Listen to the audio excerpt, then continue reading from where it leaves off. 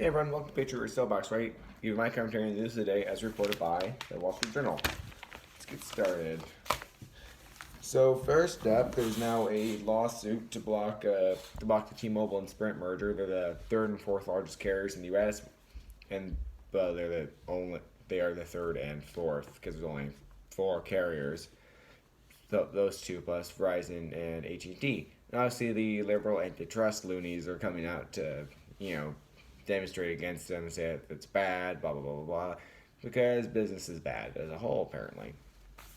But it's the states who are filing, like several Democratic states, filing lawsuits. It's predictable. It's usually this one coalition of Democrat states that will come out against President Trump whenever he has any new policy. And it was his Justice Department who okayed the deal. So, of course they're coming out. If it was Obama who did, they'd be like, sure, who cares? But nevertheless, there is a lawsuit, and even though the DOJ even had some objections, but they worked it out with T-Mobile and Sprint and said it was fine. So if T-Mobile and Sprint win, then it'll be a win for business. If the states win, then prepare for a lot of states to start filing antitrust suits against companies they don't like. For example, Elizabeth Warren wants to break up. I can't remember the whole list because she wants to break up a lot of companies, but something like Amazon, Microsoft, AT&T, those kinds of companies. And in Massachusetts, her state could conceivably do that to those companies if these states are found to have antitrust privileges. So that ain't good. So the Democratic Party and the U.S. trade rep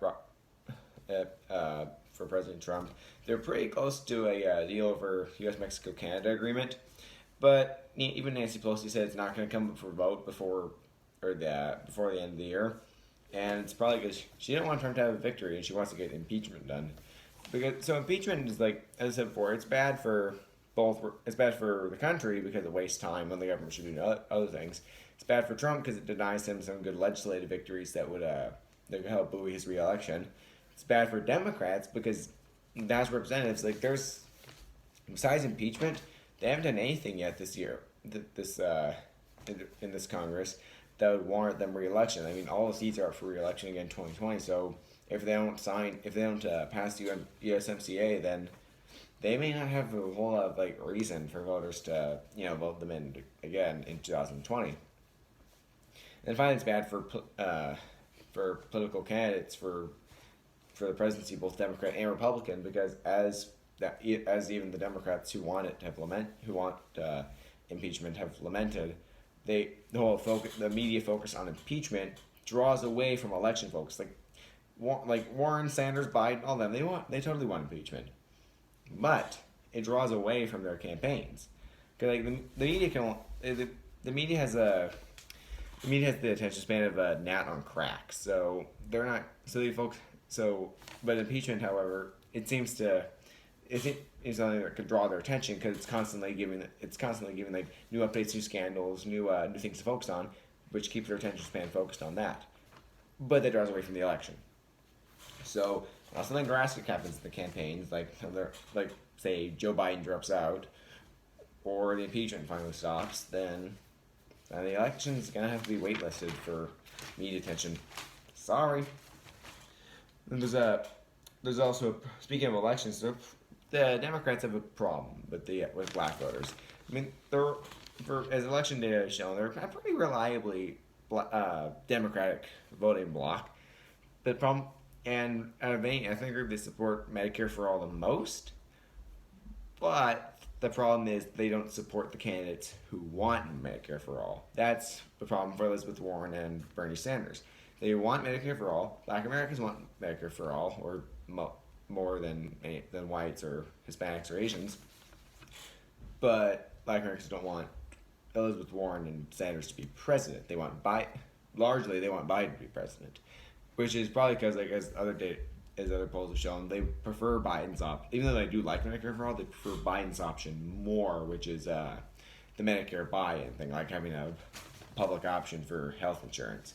Which makes sense because it's like Medicare for all, but you can keep actually keep your plan. Now, the problem with the public option is that it's essentially a long way of doing Medicare for all because think about it. Like think about the way the public school system works. The school system works now. The vast majority of people of kids are in public school. There are only a few homeschoolers or private schoolers because this is the option presented to parents. They can either pay property tax, or if they don't own the home, or if they don't own the property that they live on, like if they rent, then they just pay. Then the landlord pays it. So like it's for like rich like wealthier Americans. It's like they pay taxes or property tax. Not as wealthy, they pay nothing.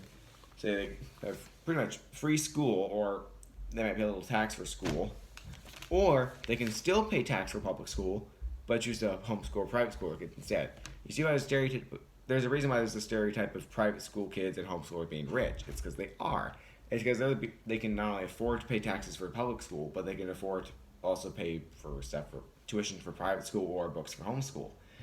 So that's why most people choose public school, because it's cheaper. I mean, they're gonna have to pay for it anyway. Same goes for the public option for health insurance. Currently, like obviously, private insurance makes up the vast majority of people of people who are insured right now.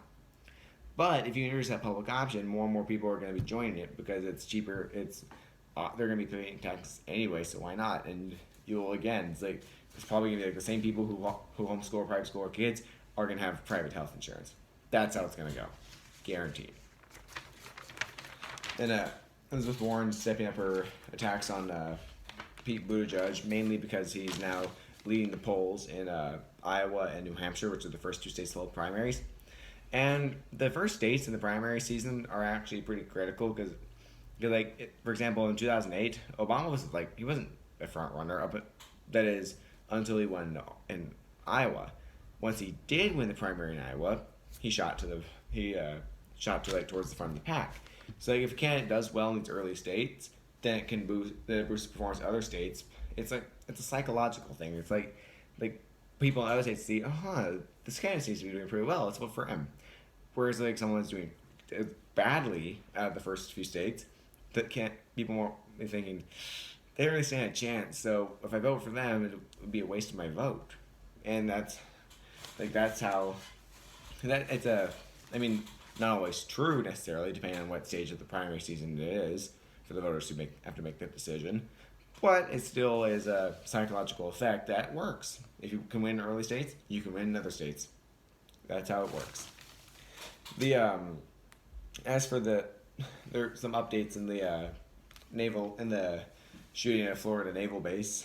The shooter is from Saudi Arabia because the U.S. and Saudi Arabia have a little arrangement where you can where Saudi service members can go to the United States to study because the U.S. and Saudi Arabia are pretty close military allies. I think the U.S. does for a few other countries too. So this guy was a Saudi citizen who was trained at the U.S. base in Florida, because the U.S. just has better training and a better military, so Saudi Arabia takes advantage of that, and it works for Saudi Arabia, so they have better trained soldiers. But this guy, he killed people, so that's bad. And apparently this guy was watching videos of other mass shootings with some of his Saudi colleagues at the school, so obviously now his friends are now detained as well. So they're trying to find out the motives of this guy and whatnot. That's about as close they have right now. They're interviewing some of the other classmates and whatnot. But right now there's not a whole lot of detail on this guy. Going over to the op-ed section. Let's see. There's a op-ed that says even though trade deal is the USMCA trade deal is close to completion. I believe before I started this, I saw a news alert on my phone that said that they finally did reach an agreement on USMCA, despite what Mexico's president, whose name is it's Andres Manuel Lopez Obrador, or AMLO for short, AMLO, is his initials. Despite what AMLO says, it won't be as big of a boost to the country as he says. It will boost his country's economy, which is pretty sluggish right now. But the main problem isn't the flaws in NAFTA. main problem is Obrador's style of ruling. So he's elected as pretty much a pretty far left socialist guy, and he's not really that good at when it comes to being an impartial lawmaker when like as far as like staying as far as in politics goes, because he's politicized his country's Supreme Court and the regulatory agencies. He's trying to do other things that ultimately amount to him using his power for political gains for himself and his party. Not the best way to run a country, especially one trying to become like one like a developed country. Because Mexico's still developing, but if you want to be developed, then the president should at least have respect for a sort of impartial democratic system and the rule of law. And I mean, people get on got on him about weaponizing the IRS to target conservatives, but it's nowhere near what happens in other countries. With that's that's like rookie politics compared to like what happens in places like Russia or China or the Middle East, where political institutions are often used to advance the personal interests of the people in charge.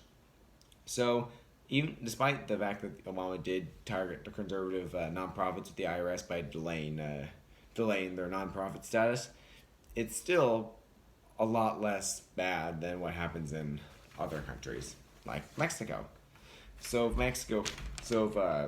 Basically the point of the op-ed is if AMLO wants a better economy, trade deals not. I mean, it's gonna help, but it's not gonna rescue Mexico from economic depression. What will is if he changes his policies and has a respect for the law, among other things. And then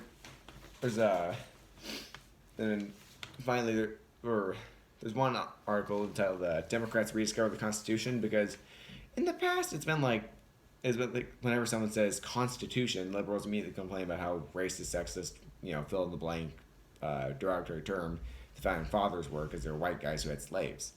They weren't just white guys who had slaves. They had a pretty good idea for a country. I mean, they had to work out some of the kinks, like in the Civil War and Civil Rights Movement, but still, like, the foundations remained intact after those reforms. So it had a good idea, just like wasn't put together all that well. But now, it was special. Like the idea, was really put on display in 2011 when the Republicans took control of the House thanks to the Tea Party movement, or largely thanks to it, and how bad Obamacare was. And the first thing they did to open the 112th Congress, read the Constitution on the floor of the House. Seems like a good idea, to remind them, hey, no matter what the law says right now, this is the ultimate law. This is what you ultimately have to follow. And liberals went ballistic. So now, however, far from saying if you promote the Constitution, you're a right-wing extremist, or that kind of thing, or the Constitution's not sacred; it's just a dusty old piece of paper. No one can understand the Constitution. It was written 100 years ago. But now Nancy Pelosi is we have to respect the founding fathers' intent for getting rid of dictatorial leaders. Yada yada yada. We love founding fathers. They're so great. Bullshit. She was Nancy Pelosi, one of the main trashes of the Constitution. If she could, she'd probably break into the National Archives and burn it. But now she's promoting the Constitution to get rid of Trump. Come on. I mean, I'm glad that liberals are trying to read the Constitution again. They don't get me wrong. But you can't be one day saying the Constitution is trash, and then actually saying, oh, we love the Constitution because it has a provision for impeachment. Yeah, well, in Russia, you can, and so in the Soviet Union, the government could, have the leader executed and shipped off to a gulag. So the Soviet rules seem more in line with what they want. But by all means, promote the Constitution only when it's convenient. By all means. Probably hear it again if they say about constitutional right to privacy or anything like that. Then finally, there's a couple of op-eds discussing the election, I believe, on December 12th in Great Britain mainly between the current Prime Minister Boris Johnson and who's head of the Conservative or Tory party in Great Britain, and the Labour Party leader Jeremy Corbyn. Polls suggest that Boris Johnson will get the majority he wants and will need to pass Brexit through finally after 3 years, but Corbyn still could pull a surprise victory. it's going like the Brexit party decided not to run for certain seats in Great Britain's parliament just so that they to try to reduce the chance that like the Brexit vote could be split and then the Labour Party could win more seats as a result. But it would, according to the op-eds, it would be much better for Great Britain and for the United States if Johnson wins. Because first of all, Corbyn hates America and NATO, so Boris is better because even though Boris is better because he still likes the United States, but also Boris has better policies. I mean, he's backed off some of his more conservative things like lowering taxes and whatnot. But it's a lot better than Corbyn. Like Corbyn praises dictators and terrorists.